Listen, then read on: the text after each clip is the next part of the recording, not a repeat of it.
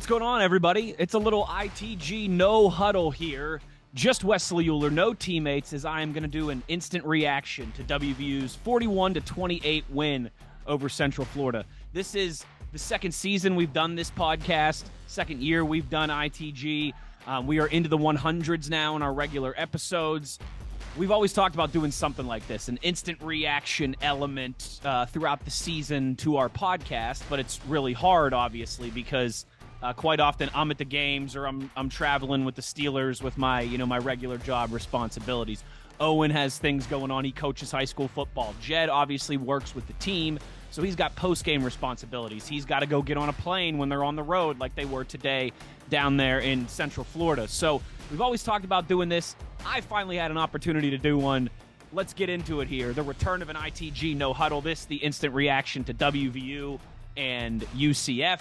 And first, if you're watching along with me here on YouTube, I mean, come on, we got to crack a victory beer, all right? So, salute. Let's get the pop right in the microphone. Ooh, yeah, salute. Folks, sometimes it's just your day.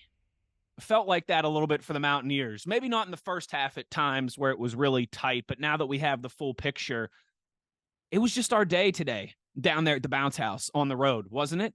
And man, that feels weird to say because as a WVU fan, we never get to say that, right? It's the bounces always go against us. The bad calls always go against us. The penalties, the mistakes, the things you can't control quite often, anything and everything, right? It feels like those type of, it was just your day to go out there and win. Never happens to the Mountaineers, but I think it did today. I would say the universe owed us that one after the Hail Mary pain and suffering that we endured down in Houston. I mean, Central Florida did not punt the ball until the fourth quarter, yet you still won that game. John Ray's Plumlee, he didn't throw an incomplete pass until the fourth quarter. But he also threw a lot of those passes, I should say a pass that hit the ground until the fourth quarter because he threw three of them to the Mountaineers and had a turnover as well, too. Maybe that's part of the nuance of it was just your day. Both quarterbacks got strip sacked. WVU able to recover their fumble. UCF, not so much. It was a turnover. Pac-Man Fox, Preston Fox fumbles in the red zone. That could have been a big moment in that game. Instead, Thomas Remack jumps on it. So you fumbled twice, but you were able to recover both of those. Garrett Green, again, ball security's been solid from him through the air this entire season. No interceptions. So you do have the turnover, the Jalen Anderson on the, which I really did like that play call there, honestly, but the on the little, not a hook and ladder, but a lateral type situation that you were trying there. I believe that was on a fourth down. That's something we got to talk about as well, too. Aggressive on fourth downs were Neil Brown and company in this one. But you fumbled the ball 3 times. We're able to get 2 of those back. They fumbled the ball. You got it. They threw 3 interceptions. So you're +3 on the day in turnover ratio. Clean football. That's a big part of the reason. Yeah, a lot of things went your way today. And yeah, I'm joking, but I'm serious. It felt like the universe owed us that one after that nauseating ending down in Houston a couple weeks ago. But you really aided your own cause by playing clean football. One false start, and then what? You had the one false start, and then you had the holding call late that negated Jaheim White's touchdown. But very clean football from a penalty standpoint. Very clean football in regards to the turnover ratio. Now, again, some good fortune in that of being able to recover your own fumbles and UCF maybe not capitalizing as much as the Mountaineers did today. Certainly, just felt like it was our day, and some of that was just the bouncing of the ball and the universe feeling like they owed us one, but also you played clean football, which doing your part in that regard as well too. For the Mountaineers. How about Garrett Green? Got to talk about Garrett Green here. Should have probably started with GG. Maybe I buried the lead. My QBGG. Let me take another swig of this beer for Garrett Green. Took a couple big hits, had the ankle injury, kept persevering, kept making plays, throws for 156 through the air, 55 and 3 touchdowns on the ground, 5 rushing touchdowns in total from the Mountaineers. Even in the absence of Doug Nestor, you had the one play where Garrett Green fumbled on the strip sack, and you were able to fortunately pounce on that ball and punt it away and live to fight another day. Other than that, The offensive line I thought was fantastic. Again, particularly in the context of losing Doug Nestor for most of that game. With that, 286 big ones on the ground and 5 rushing touchdowns. Yeah, I'm going to do, you know what I'm going to do? We'll make this a regular thing if we do these instant reactions going forward. I'm going to do game balls. I'm going to do good, bad. It's something good, something bad, something ugly. Maybe that's a good, we're just doing this on the fly here, folks. I got no notes. We're figuring this thing out as we do it, baby. We're doing it live, cousin. But the offensive line deserves a game ball, certainly. CJ Donaldson, great to see him back. 30-yard run or 32-yard run, I think it was at the end. Certainly, that's what put him over 100 yards, but 17 carries, 121 yards, and the touchdown for CJ. It was great to see him back and productive again. Still feels like he's got more in the tank, but got a little bit closer to it today. How about a big shout out to Jaheim White? That kid is explosive, man. He's electric. 85 yards on just 9 carries, had the touchdown as well, too, and would have had over 102 touchdowns if that holding call, I think, would that have put him over? I think that was more than a 15-yard, would have been more than a 15-yard run. So, yeah, a lot to like there, even with, at the end, you don't want to see, negating a touchdown there with the holding call on what would have been Jaheim White's second touchdown run. But CJ Donaldson, Jaheim White, they were rolling today along with Garrett Green. Again, 286 for 5 touchdowns on the ground. Yeah, you'll take that, and you better not lose many games when you're running the football like that. I liked how we were aggressive on 4th down, went our way a few times, didn't in the one instance, but that's something I think we've all been calling for.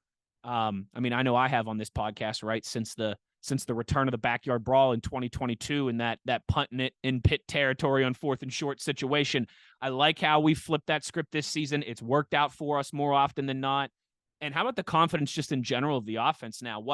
39, 34, and 41 points scored in their last 3 games. That's a massive improvement from where they were against Pitt, from where they were against Texas Tech, against TCU. And obviously now in hindsight, while Nico Marchiol did a fantastic job, it's easy to see what a loss Garrett Green was for this offense. They have figured it out with 6 under center, man. And scoring in the 30s and in the 40s in the last 3 games. Now, obviously, the other side of that is the defense. Better today. You held them to 21. I mean, they scored that touchdown in garbage time at the end. Okay, they scored 28 points technically, but 21 important points for all intents and purposes.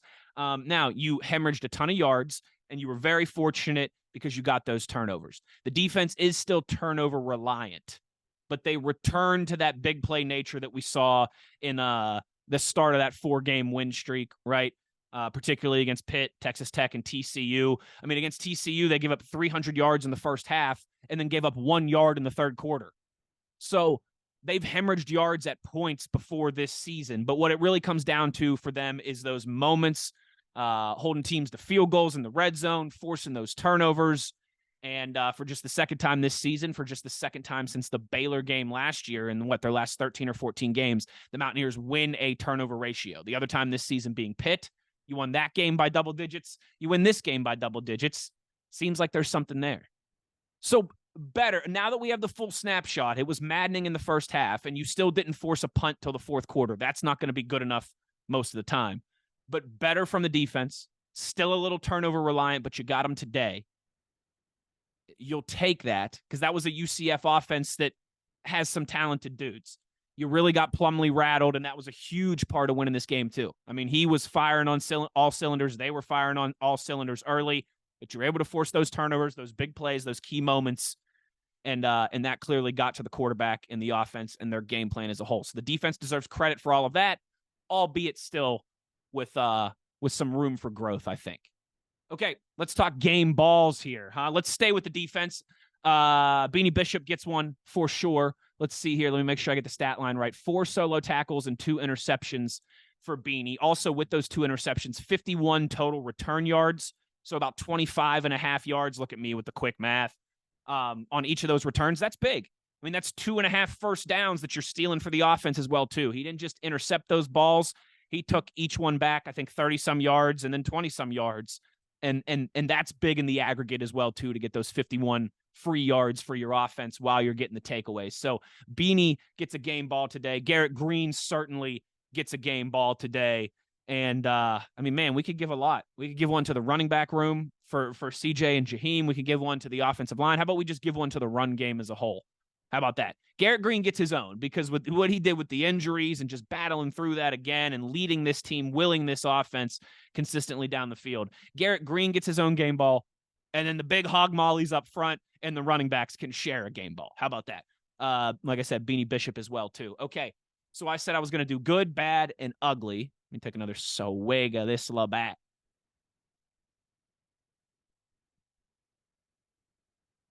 Good. This is pretty easy. How about the run game? What was the number again? 286 yards for 5 touchdowns. 286 for 5 touchdowns. A couple long runs in there, too. CJ with a 32-yarder. Jaheim with a 32-yarder. Garrett with a 21-yarder. Rodney Gallagher, nice to see you today, cousin, with an 11-yarder in there as well, too. So big plays in the run game. They're the good. Splash from the defense is certainly the good, because you needed that to win today, without a doubt. I mean, you don't win without forcing those 4 turnovers and being +3 in the turnover margin, because you could have easily been just +1 in the, if they jump on that Garrett Green strip sack fumble, if the Knights recover that Preston Fox fumble in the end zone, and that's a big swinging moment, you might not win today, or you hold on for a 3-point victory or a 7-point victory, and it's much more dramatic and much more tight. So the good for the day, the run game and the splash from the defense. Okay, now the bad. You know what? And I don't want to make it seem like I'm picking on these guys, but I haven't talked about these guys yet at this point, so we'll use this in this moment here. Devin Carter with the drops, got to be better. He knows that. They know that. Those were a couple big swing moments as well, too. Devin Carter is too good of a player to be having drops like that in big situations. One was on a possession down. I can't remember if it was there because my Zoom doing the thumbs up thing again if you're watching on YouTube. Devin Carter, possession downs. It's doing it again. It's trying to get me to lose my train of thought. I've had a couple beers. You can't do this to me, Zoom. Devin Carter, he's got to have those. One was on a crucial possession down. One was in a big moment at the end of the game. He's got to have those. He's better than that. Same church, different pew. Lee Koba.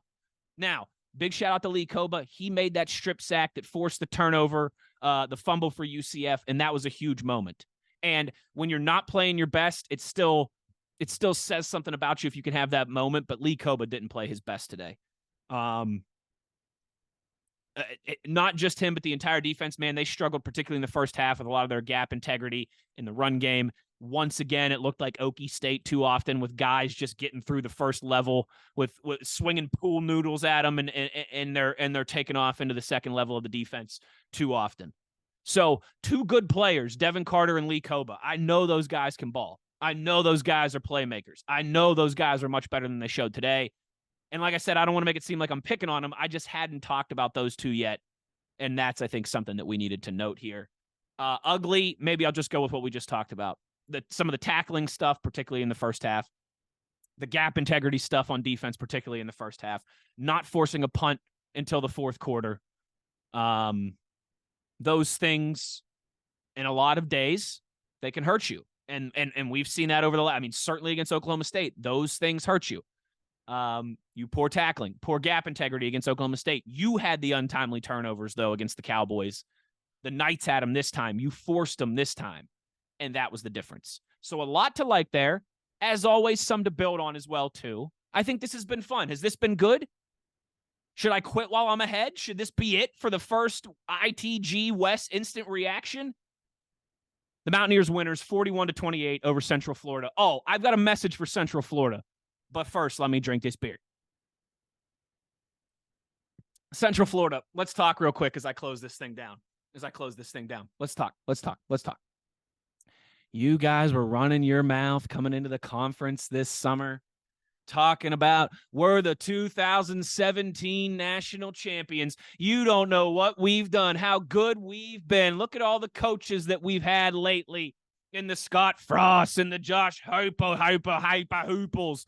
And look at us, the Golden Knights. We're strutting into this conference, and I can't believe they picked us to finish in the middle of the conference. We're going to go, and we're going to finish right behind Oklahoma and Texas, and we're going to talk all this trash, and we're going to tell everybody how they're not ready for the storm that is the Knights. Well, you're 0-4, you dorks, in your first ever Big 12 conference games. Welcome to big boy football. Welcome to the big leagues.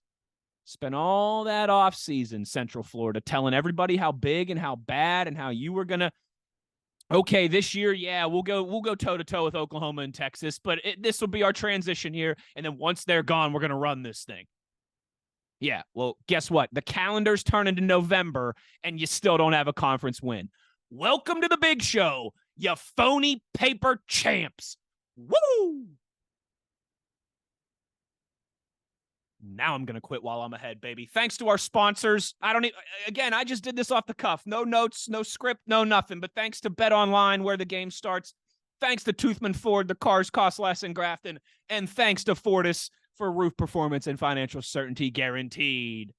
Visit fortis.us.com. As always, be an ear and tell an ear about your new favorite WVU football podcast. I like this. Let me know in the comments, the Twitter replies, the YouTube comments, wherever you consume this, what you thought about this. We should do this more often. This was fun. I enjoyed this, specifically because we won 5-3. Okay, I think we're all looking at it right now. We should be that Houston one just still bugs you, right? 6-2 right now in your bliss, but I'll take 5-3 with a schedule that still feels like there's a lot of wins in front of you. Oklahoma's struggling with Kansas right now as I record this, so maybe that one doesn't look as daunting as it has. Let's go home back next weekend, Mountaineer Field, beat BYU. And remember, BYU's quarterback, Keaton Slovis, we owe him one. All right? He was that jabroni quarterback from Pitt last year that stuck his little peacock chest out at their pep rally and grabbed the microphone and went, F West Virginia. Yeah, remember that guy? He's BYU's quarterback now. So let's go. We're 5-3 this season. I know the last 2 weeks didn't go the way that we wanted them to, but this season is still, I think, been better, more entertaining, more wins at this point than any of us would have expected. Let's get a good crowd at BYU. Let's welcome that jabroni Keaton Slovis to Morgantown and bring him some pain. And let's go get our 6th win and be bowl eligible with 4 more games still to play. Beat BYU. I'm Wesley Uhler, and you've been In the Gun.